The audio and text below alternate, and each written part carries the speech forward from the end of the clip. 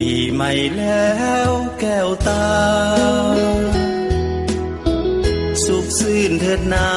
อย่าโศกสันลืมความคุ้นคองมองใจกันให้ปีเก่านั้นหอบพาไปปีใหม่แล้วคนดีสดชื่นสุขีจิตแจ่มใสความคิดต้องการสิ่งใดก็ขอให้ได้ดังใจปองอายุยืนยาวมันวันนับนั่นขาวผ่องสุขค่ะสุขสมปองภาระห่างโพยภัย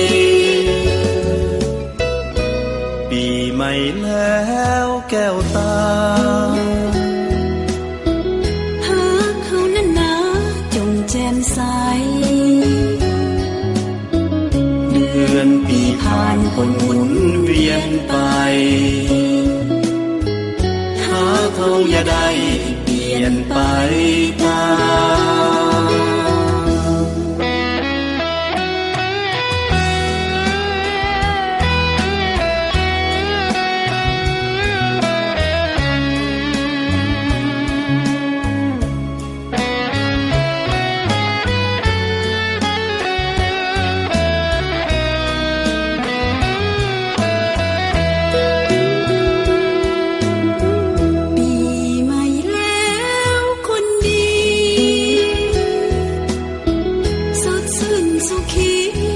แจ่มใส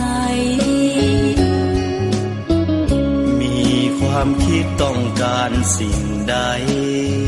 ก็ขอให้ได้ดังใจปองอายุยืนยาวมันวันนับนั่นขาวผ่องสุขค่ะสุขสม